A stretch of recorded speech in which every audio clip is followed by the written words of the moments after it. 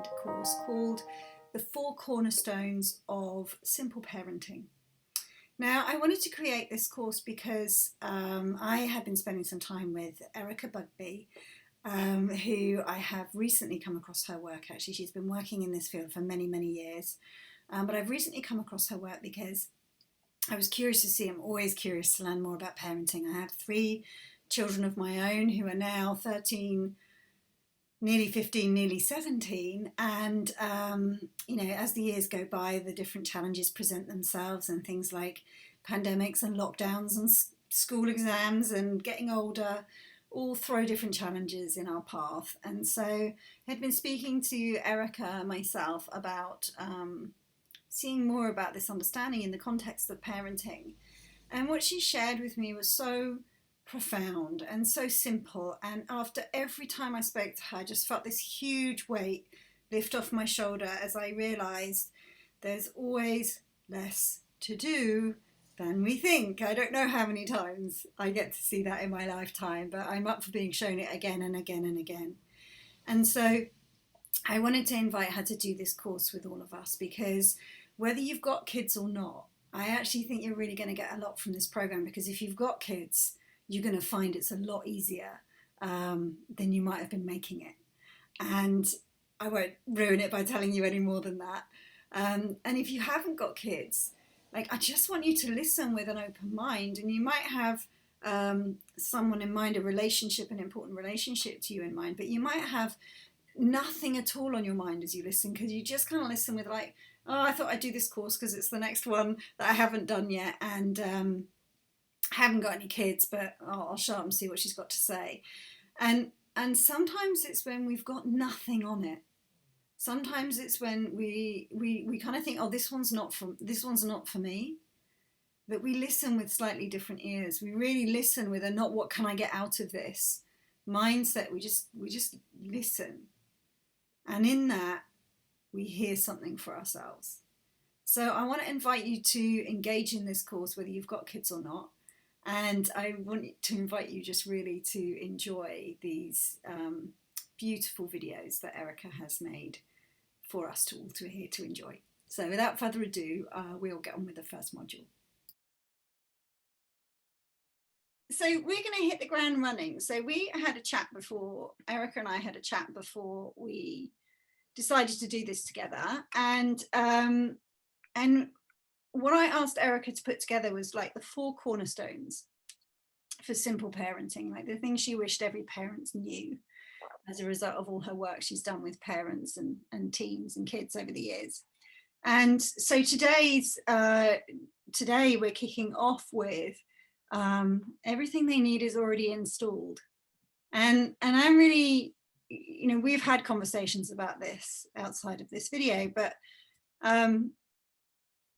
I guess one of the things why I started talking to you in the first place was just, I kind of had it set up in my mind that it was as a parent, our job is to do everything we can to create the nicest life possible for our kids so that they never have to struggle. And that our job as parents was to install everything we knew from our heads into the heads of our kids so that they would, I guess, behave just like us. Wait a minute. Is this a good idea? I don't know. I think that's what I was trying to do. And I didn't realize that's what I was trying to do until I said it just now. But yeah, you see it a little bit differently. So I'm really interested in your viewpoint on it. That's why I'm here. And that's why people like us have jobs. But I do, there is something very, very refreshing in what you just said and what you just actually realized and you're seeing in our conversations is there, without realizing it, parents sort of have sort of anxiety and insecurity. It just comes out of their pores. We just get so used to it that it becomes kind of white noise, and that they're used to having it on. They don't even notice it anymore. And then it ends up influencing their parenting. And that's what we're doing here is we're looking at, let's step away from that insecurity and get a fresh look at what parenting and what our kids look like from there, because we don't do it very often. And Yeah. it's really easy to just put on your insecurity hat and then go about your parenting. And you end up with this huge burden of trying to do something that frankly can't be done. Fortunately, we can't just download all our thinking and opinions and our worldview, and our kids will be like, "Oh, great, thanks, mom," because I don't Yeah. have my own. So fortunately, they won't let us do that, but it does create enormous pressure trying to do a model like what you're talking about. And so that's exactly what I want to talk about um, is when we have our insecurity and our anxiety and feel like they need something, we need to supplement them, we need to fix or change or save them. Um, it it it really, it wears on the parents, wears on us, Mm. um, and um, and it destabilizes. I don't need to tell you guys this. Our anxiety and insecurity really destabilizes our kids. But And even that you're saying there, that like that is so invisible, the fact that we're parenting from anxiety and insecurity. Mhm. Like we just think we're, no, I'm not, I'm just telling them what's right and what's wrong, and I'm just trying to help Or I'm them. responding. I'm Yeah. responding to the horribleness that I see in my kid. The struggle they're going through. So we do. It's exactly right. It doesn't, and that's why. So I'm gonna bring things back a little bit and talk about what I see when I look at kids. Yeah. And because I will see something different because I'm not caught in the insecurity you have about your kid. Not that I don't get my own. I have teenagers and I get there, but I know, wait a minute, I'm looking at a bigger picture. And my shift for me was I had to do this when they were little. I saw, oh, I'm just walking around with worry, a certain amount of worry all the time. And it's destabilizing me and putting me in my worst. And then it's also wearing on my household and my marriage and my kids. It messes with people's equilibrium. Mm. And it's also optional. The worrying and the insecurity is optional. It doesn't make any sense. So I'm going to talk about that, and hopefully what I'm talking about will sound a little bit foreign. um, you you want to feel like there's a big gap between where you're at and where you could be.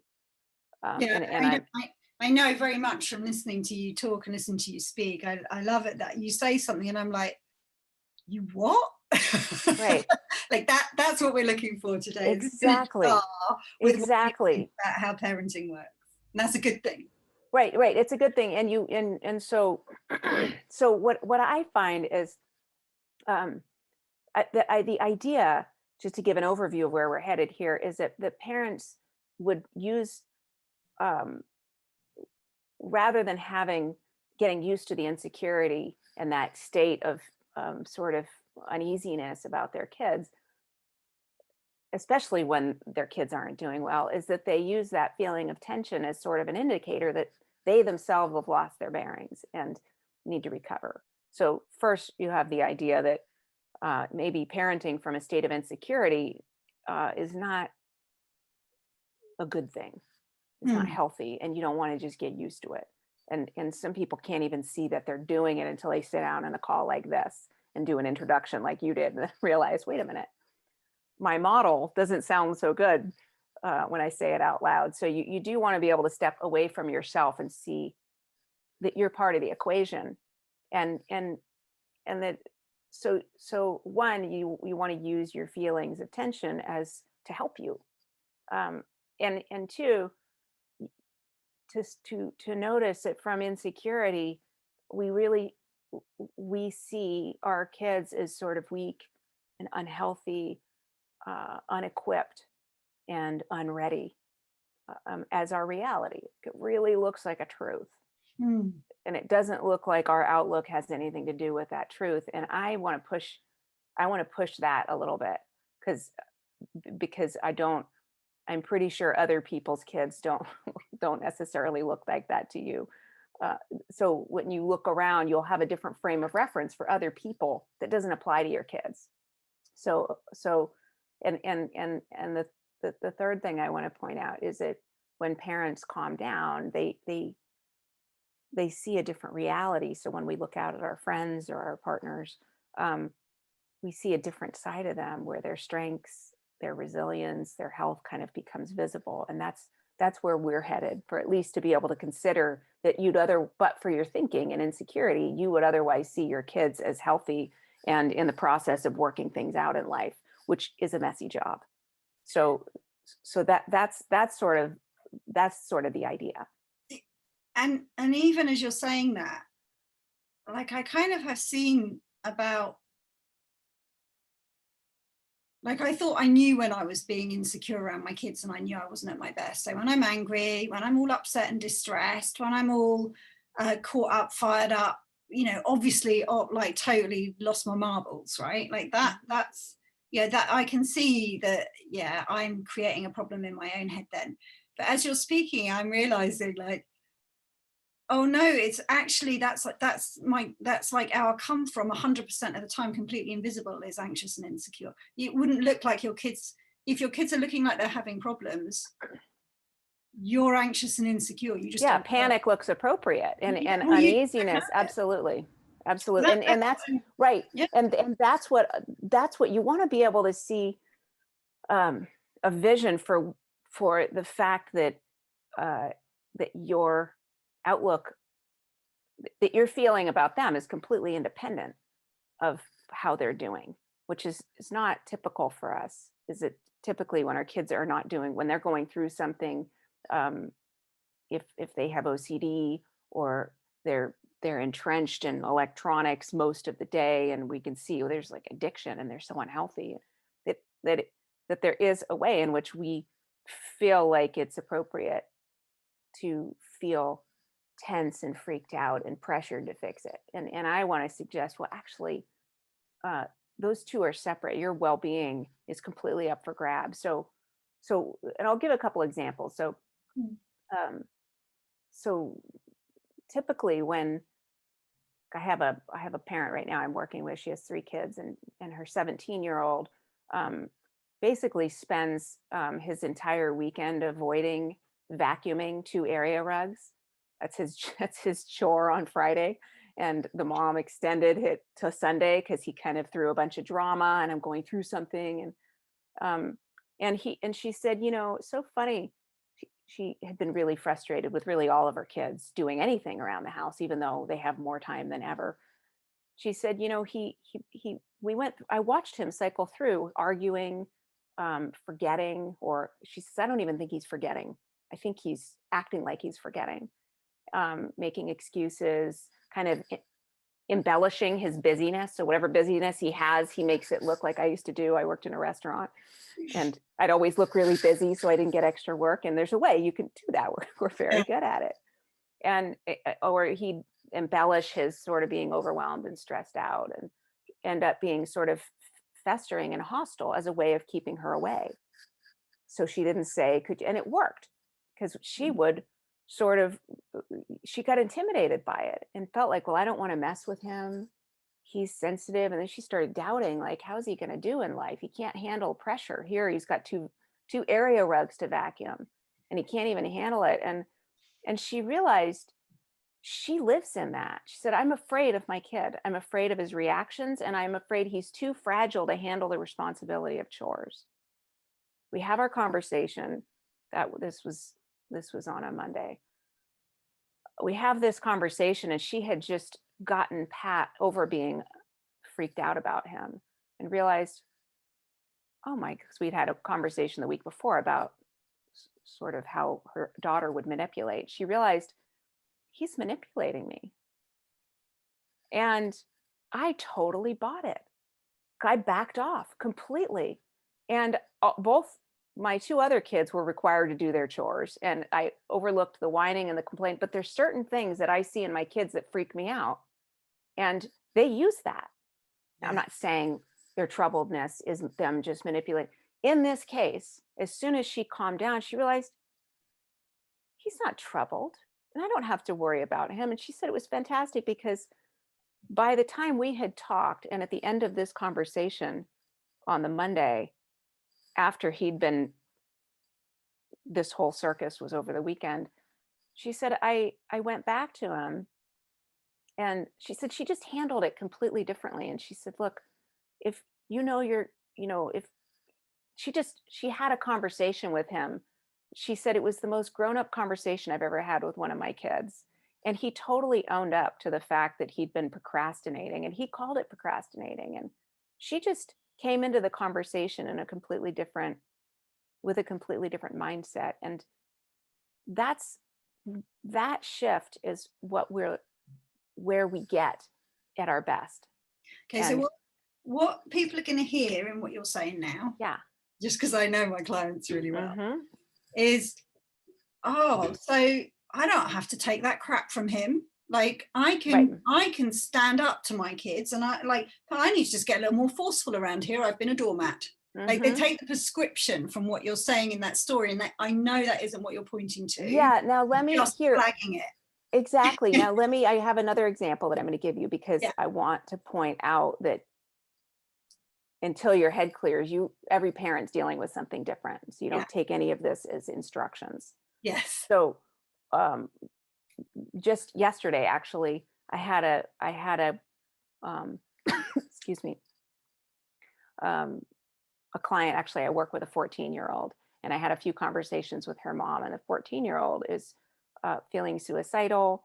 She's been cutting. She's has an eating disorder. She just is really troubled, and she's having a really hard time socially. And what's so interesting about her is that when she gets overwhelmed, she gets avoidant. She stops doing her schoolwork. She stops doing chores. She stops coming to dinner. She stops doing everything. She essentially just completely withdraws into her room, into Netflix and YouTube, and into herself and her little world, and hangs out really with her two friends who are also very troubled. Mm-hmm. And here's what's interesting. She's not manipulating her mom. Mm. What she's doing is her withdrawing, and she gets sort of not hostile, but rude and short, and rolls her eyes a lot, and is just very frosty and cold. Mm-hmm. That's her way of stabilizing herself. And in a way, she acts out and puts things off and doesn't care about things, and gets very sort of um, you know screw it. That's her attitude about everybody and everything. And my conversation with the mom was, that's her way of navigating. That's her health talking. And now when you look at the 17-year-old I talked about it a minute ago, he's manipulating the mom. But what I wanted to point out to the mom is, that's his health. You don't have to worry about him going out and not being able to handle chores or manipulating the rest of the world, because that's where she went. She said, I just realized my son, he's not troubled, so I'm not worried about that anymore. Now I'm worried that he's manipulative. Right. And what I want to point out in these examples is, never mind what you do about it, because you're going to have to decode your kid yourself. You're the only one that can do it. But that behind both of those examples is an amazing ability for kids. It is a resilience. And these kids that look troubled on the outside, or manipulative, or like they're not going to make it, and you need to go and supplement them with your wisdom, they're already stabilizing themselves. There's a wisdom there that even in the acting out, if you look at people that act out, kids that act out, if you look at adults that fly into a rage in traffic, it might be messy and have plenty of side effects. So maybe it's not the best way of stabilizing, but there's a stabilizing force inside of everybody. Just like there's an ability to adapt and invent ways of getting out of chores. So intact in them. So my message really isn't, here's how you handle behavioral problems, but I want to show you that while you're worried about your kid and thinking you need to supply them with things to get through life, there's all this wisdom and intelligence that's happening inside of them that is several steps ahead of all of your tactics. Right. And they're helping themselves in a way that you could never do. And I think that's part of what happens is parents get intimidated by what they're seeing in their kids that makes them look broken. And I'm saying, well, if you step back a little bit, they've adapted to life in their own way, and here's how they're doing it. And I don't know how much it's not easy for for parents to appreciate what their kids are doing in there that points to a wisdom and intelligence that's providing for them, which until you see it yourself, you're going to feel the burden of having to help them. When in fact, they're doing, kids are at their most adaptive and resilient at this very age. It's just if you can't see past the behavior and your own insecurities and where you go with it, you miss it. And So that's really my message. Does that make sense? yeah, so if I kind of repeat back what I heard and tell me if I picked it up, right? Hmm. Hmm. So what you're pointing to is that, so if we know nothing, right, it looks like our kids show up, they've got these particular behaviors, and it looks like the behaviors are problematic, Hmm. and then we make up stories about long-term nature of this problematic, like he's never going to get off his ass, he's always going to Hmm. be stuck in Right. front of a screen, she's never Right. going to have any friends if she carries on like this, Right. all the evils of devices and YouTube, and God knows what she's watching, no wonder this is going on, we need to stop it. So Hmm. you see the brokenness in the behavior, and then you Right. tell stories about, and Right. that's not a way to handle this situation. Withdrawing isn't the way you handle it, speaking to Hmm. people is the way you handle Exactly. it, right? Like not Exactly. engaging with the housework isn't the way to handle it. Like everyone should be responsible around the house. Right. Everybody needs to do their part. And you're Yeah, so right. we have shoulds about how people should act in a civilized society. If I'm going to bring up my kids so that they can go out and be functional, civilized human beings, Right. I need to get them ready. this is not right. Right. This does not compute. And so Right. if that's the eyes that we're looking out because we're looking at behavior, then we've no choice but to try and fix them and slap them into shape, right? Hmm. Hmm. Not Hmm. literally, but like to whip them into shape through Right. whatever means we can, right? Encourage, Right. punishment, whatever. But now that's our job, Right. right? Because they clearly don't know what they're doing. Because if they did, they wouldn't behave like that. So now Right. we need to get them to behave differently. And Exactly. what you're pointing to is, no, actually, with what you're, and you're, I know you're going to say more about it, but somehow you're talking about something that means that, no, when we look at our kids with open eyes from a different perspective, we can start to appreciate how their behaviors are their resilience in action, like their wisdom in action, that Hmm. they're actually amazing with what they're doing, not Right. functioning. Right. Now that other perspective, that's like, tell us more about that. Yeah. See, that the thing is that if you, if you look out at a problem like a work problem or a relationship problem, you have to be able to you have to be able to understand the problem before you launch into fixing it. And I'm suggesting that parents don't really understand the problem to the degree that they're in insecurity. So trying to implement a series of behaviors and habits in them, if you don't really step back and see your whole kid, all you see is the parts you don't like that need to be fixed, and you don't see how they're working things out with life in other areas, you end up sort of parenting in a way that's impaired. You have to be able to you have to be able to see them when your mind is quiet in order to know what they need. So so what I'm suggesting is that while it's true that kids can't just go off into life and feel like they can just leave messes everywhere and have their roommates be okay with cleaning it up the way you are, it's not going to work. But you do want to be able to quiet get your mind quiet enough to see a bigger picture so that you can see what what there is to do. If that's a problem you should go after, is it even something you can fix? Are there bigger things you can be addressing?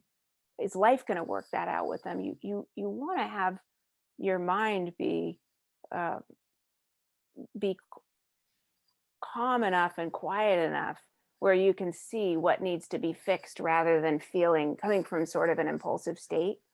Yeah. So so what and what I'm pointing to is so for example, I had a mom that whose kid would come home and just um, after school go into his room, wouldn't say a word, would just come in the house and was sort of surly every time he got home. And and she said, he can't just act like that. And he was having problems with his friends. And and she ended up having sort of coming at him and saying, when you come home, you have to say hello, and sort of coming at him. And she realized they had a big fight about it, and she got really freaked out. She said, this is how he handles conflict. This is not good. And he was 18 and was going off to college in the fall.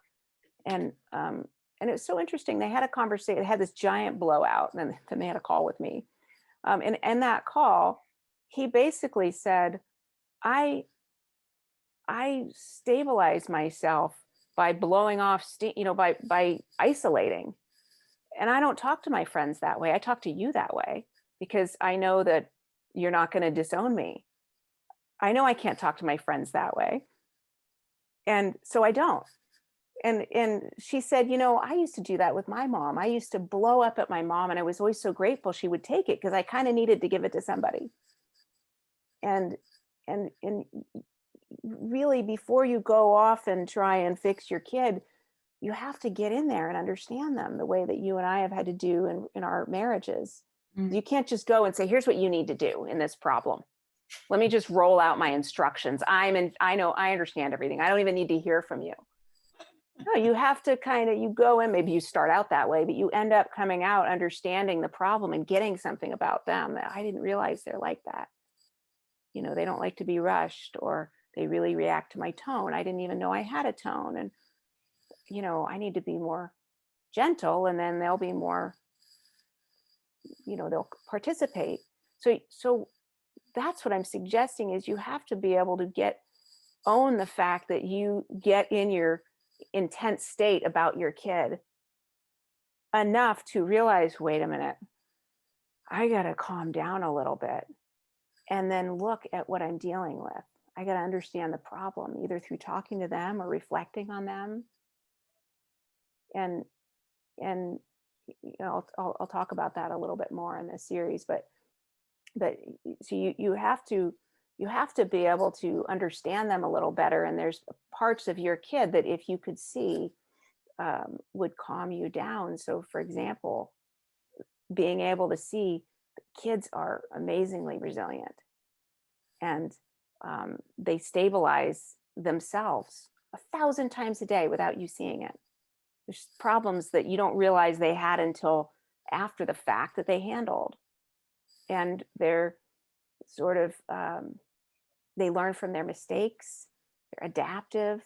So they can have kids that they thought they could trust, and then they turned on them. They thought they were their friends. And over time, they'll distance themselves from that person, or they'll tell them fewer things. So they're adapting to life, and they're robust. So even though they look really fragile, for every down they have that freaks you out, they come out of it every single time.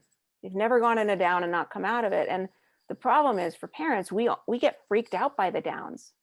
We don't even see the ups. I'm suggesting, before you go launch into trying to help your kids or fix them or change their behavior and even look at their future, you want to stop and look at their strengths and see what they have going for them, not just because you can see the bigger picture, but because it will calm you down to where you can get out from a state of pressure and burden of saving them and figuring out what they need and implementing it. To the degree that your kids look like they have a deficit, that is a you problem. That's a parenting problem. That's not a kid problem. The deficit, even if they have deficits, I'm not saying kid with OCD, you can just blow that off, or the kids. kids that are troubled, but to the degree that they look fragile and unequipped and it's on you to save them, you want to see that feeling of tension and pressure and insecurity as engine noise from your car. It's not coming from problem in their car. And so if to the degree that you can own that, see that that's happening in you and calm yourself down, as you look at them and see, okay, yeah, they have their sides of them that are really messy, but they have so much going for them, and find your faith in them again, and get a vision for, so there's the kid that's sweet and adaptable and is handling things I don't know how. That side of you, as soon as you see a different reality to your kid that has resilience and robustness built into them, that's in your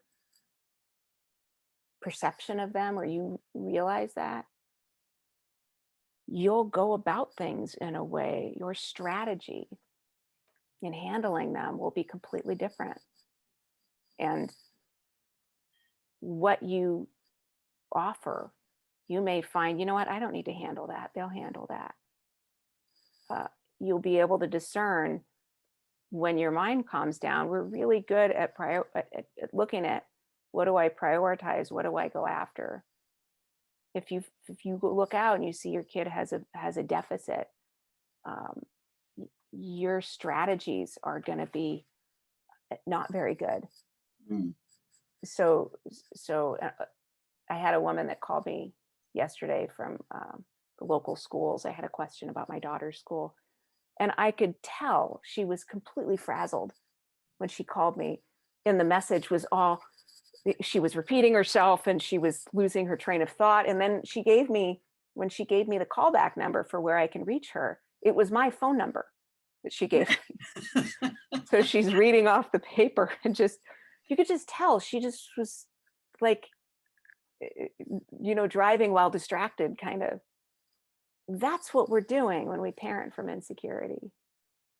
If you've ever missed your freeway exit because you're worrying about something, we just, the biggest parenting problem that I see in my 20 years working with parents and working with their kids is, you get the parent calm and awake to what their state of mind has to do with it, and you see a whole different level. They show up in a completely different way for their kid. And oftentimes, no matter how troubled their kid is, I don't even have to see their kid. Yeah. Because I can tell, look, this kid needs somebody present, and they won't talk to me. Sometimes they just are too shut down. They don't want to talk to somebody they don't know, oftentimes.